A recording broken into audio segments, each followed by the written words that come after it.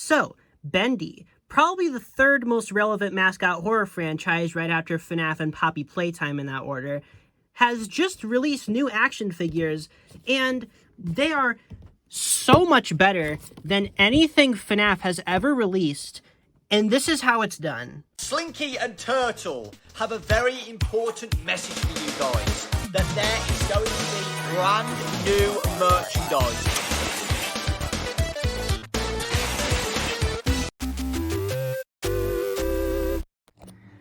Hey guys, so today I'm going to be looking at the brand new Jakks Bendy action figures. Not Bendy and Dark Revival or anything, just straight up Bendy. They're not really specifying the game, but yeah, these are brand new. I was not able to find Audrey, but this is the first substantial Bendy merch that we've gotten in a very long time, because these were I just straight up found these in a Walmart. Like, I wasn't expecting that. It's been so long since Bendy's made it to stores, so it's just really nice to see this. They are Walmart exclusive at the moment. But yeah, rare non-FNAF review, just because I feel like these are absolutely worth talking about and worth complimenting, because this is how figures should be done for these game series. FNAF, Poppy Playtime, even though I don't really care about Poppy Playtime, I still think those series are, in the genre, deserve equally good action figures, but they just basically don't get any. Like, Funko's FNAF figures, they're good sometimes, but when you have competition like this, I mean, I don't really think I can give Funko much credit. And I felt like for the first Mascot horror series to finally get just some nice high-end action figures, not even really high-end, just nice, accurate action figures that basically don't have any major flaws, I'm so happy to finally see something like that, because it's never really been done before, surprisingly. Like, these figures are just one-to-one, they look like they're game models, they are sculpted after the models, they're accurate, and they're released in stores. That just, like, no catch, they're just standard figures. And they're also, for figures like these, only $15 each, which is honestly really, really good. So for today, I'm going to be going over the 3 figures that I was able to find at Walmart locally.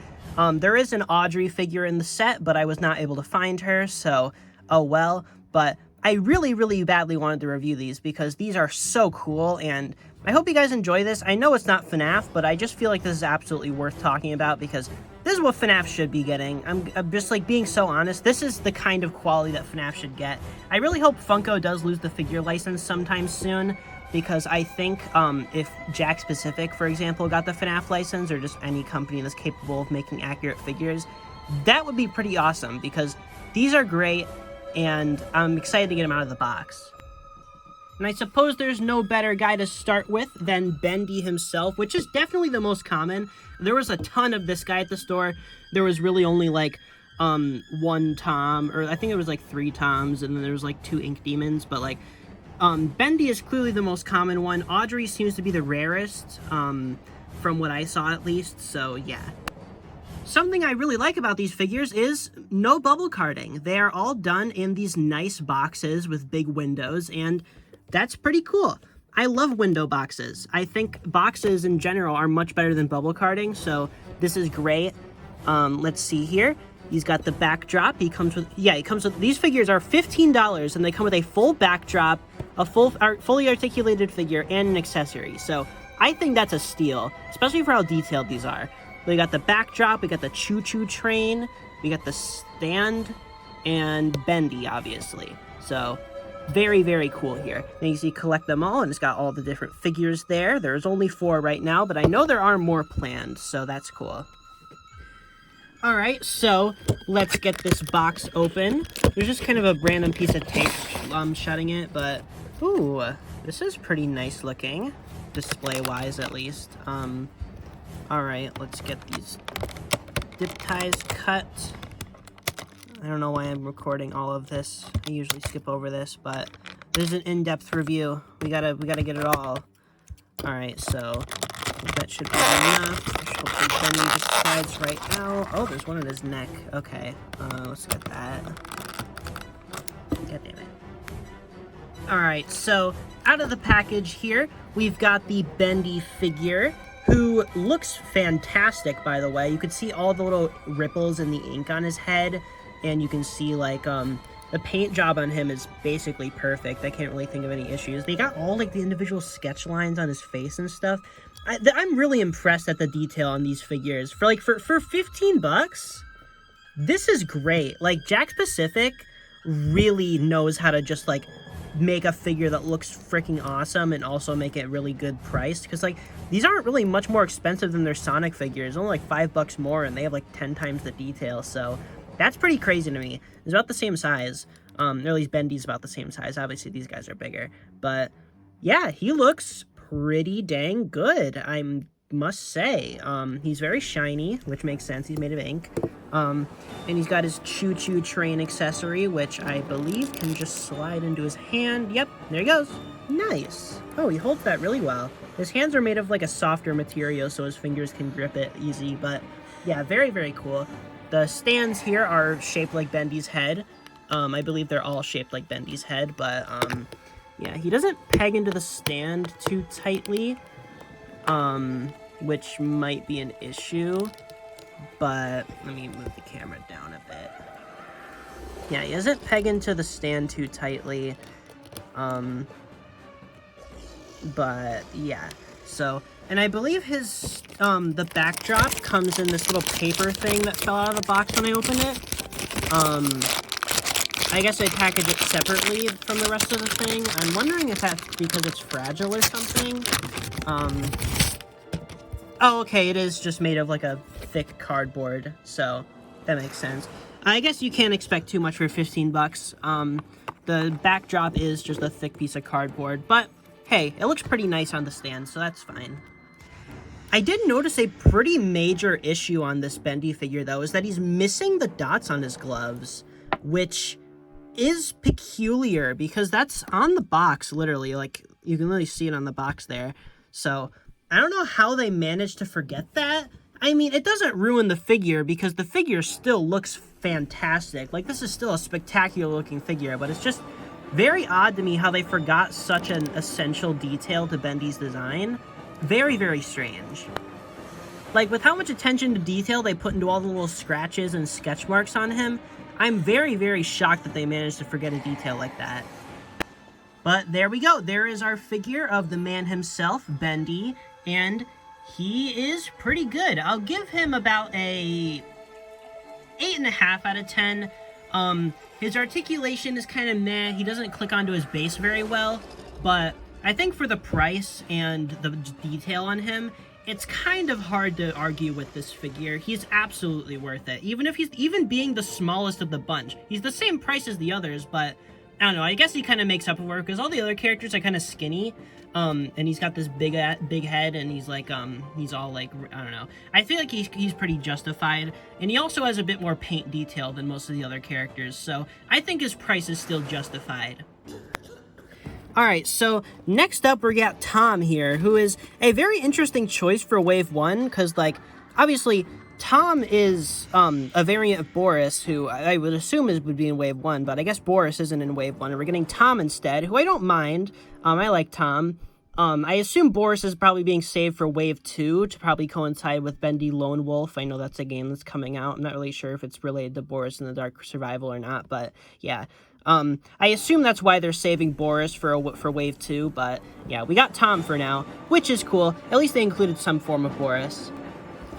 By the way, here's the back of the box for anybody who's interested. He comes with the axe, he comes with the backdrop, and yeah. Wish there was little character bios or something, that'd be nice. They all have this weird sticker on them, by the way.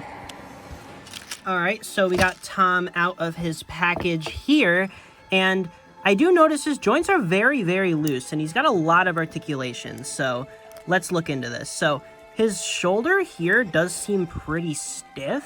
I don't believe it even moves down. It just seems kind of stuck like that. Which I'd say he's got a nice, like, fist here. The paint job on Tom here isn't too great. He's definitely the ugliest looking figure of the bunch. I obviously haven't seen Audrey in person, but out of these three, he looks kind of bad in comparison. Not that he looks bad as a whole. Like, I still think he's a pretty nice figure, but just kind of weird how off he looks.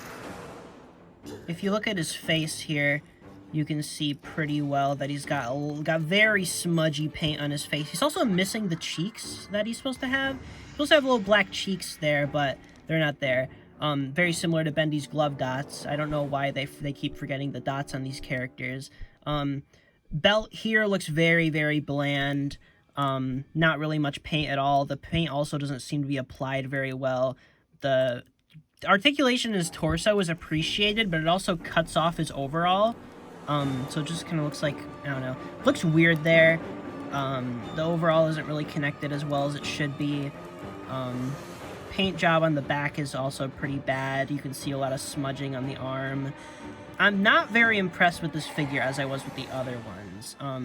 Especially, like, I think he should be about the same detail as Bendy, because, yeah, he's a lot taller, but he's also about the same, like, amount of plastic, because he's, you know, Bendy's very large, but, Boris is obviously skinny, or Tom is skinny, so, I don't know. I would expect him to have the same amount of detail, but he just doesn't. Like, he's got some attempts at detail. The legs definitely are the best looking part of the figure.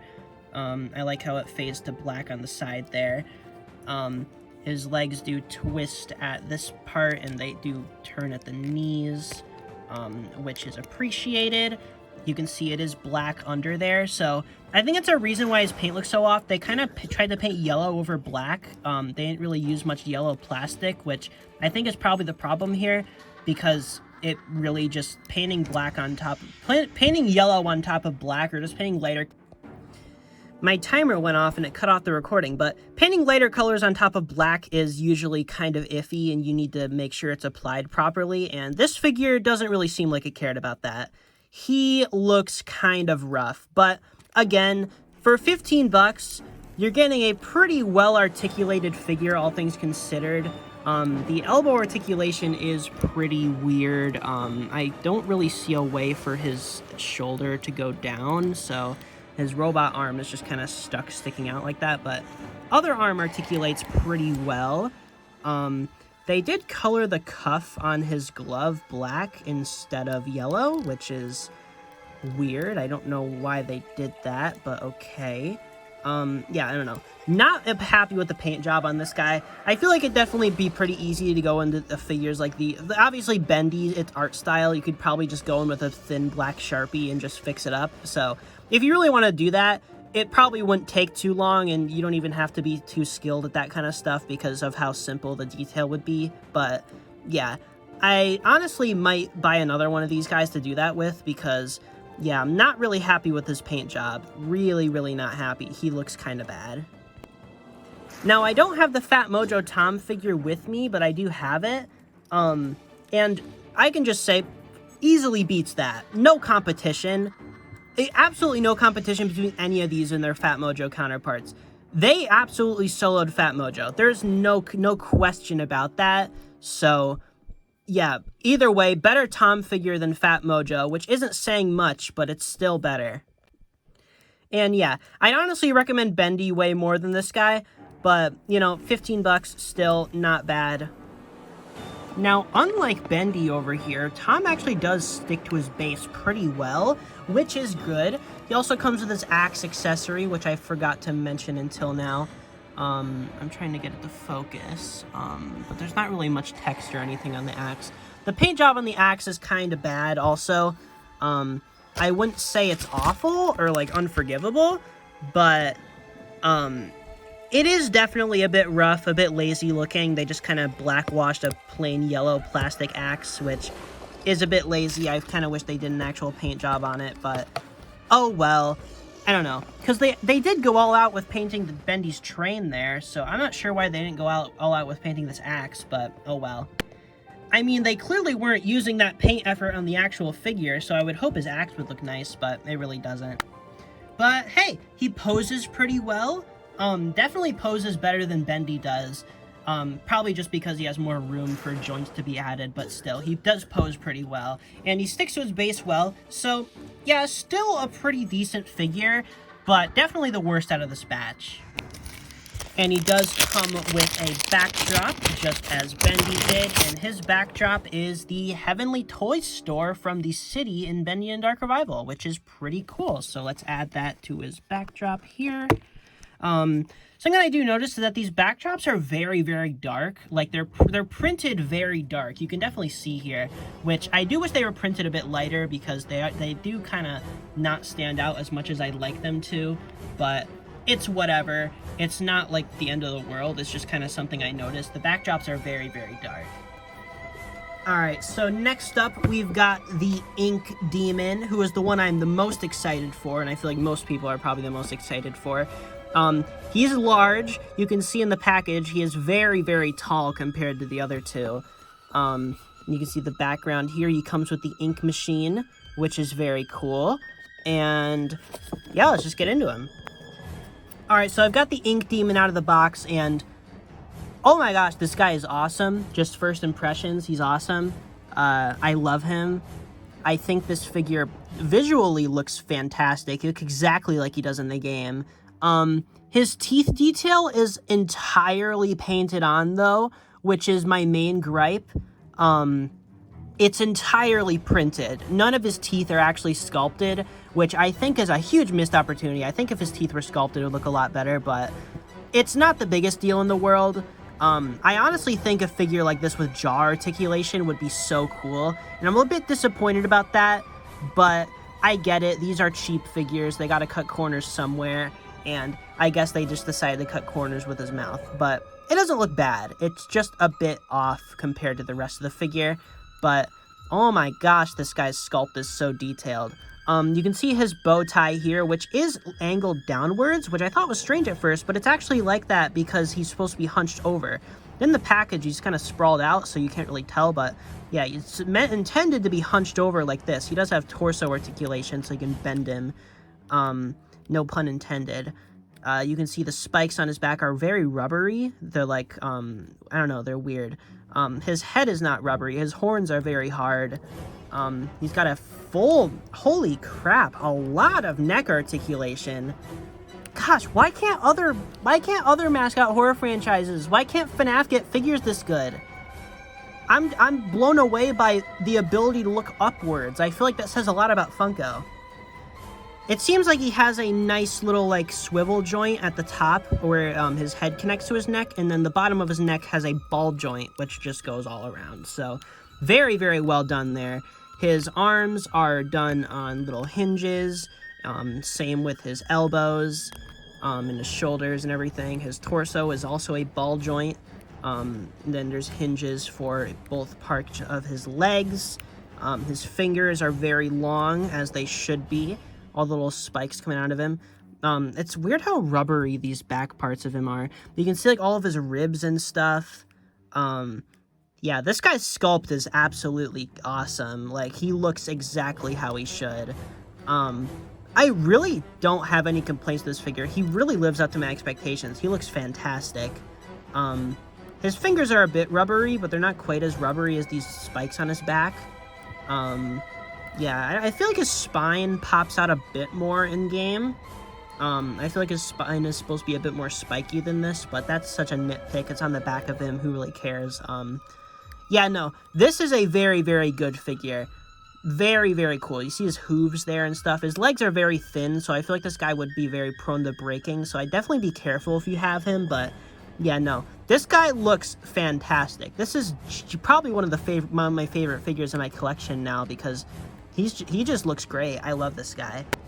Now, the Ink Demon does stand on his base pretty well. You can see there's like a cutout for his hoof right there, which you can easily just peg him into. And then there you go. He stands up. And, man, it's a bad demonstration, but he was standing up there pretty well. And yeah, he's very tall. He's very, very well proportioned. I think putting him next to Bendy, he seems about the right size. Maybe he's a bit bigger in the game, but it's so minuscule that I really don't care that much. His accessory is the end reel, and the paint job on this is fantastic. I don't know what was up with Tom's axe, because this thing looks great. It's all sculpted in and painted. Just looks really, really good. They really outdid themselves with the end reel here. It looks very, very cool. And it's obviously, that's the perfect accessory to give the Ink Demon, so cool. Obviously, he'd want to take care of the thing that's going to kill him, so he wants nobody else to get it. So, makes sense that he'd have this. No problems with that accessory. It makes sense. You can definitely tell that the Meatly and Mike Mood and all those people did genuinely, like, work with Jakks to make these figures as fitting as possible. Because I feel like the communication had to have been pretty dang good for the figures to end up this good. Or Jakks just has a bunch of really big Bendy fans working for them. Who knows?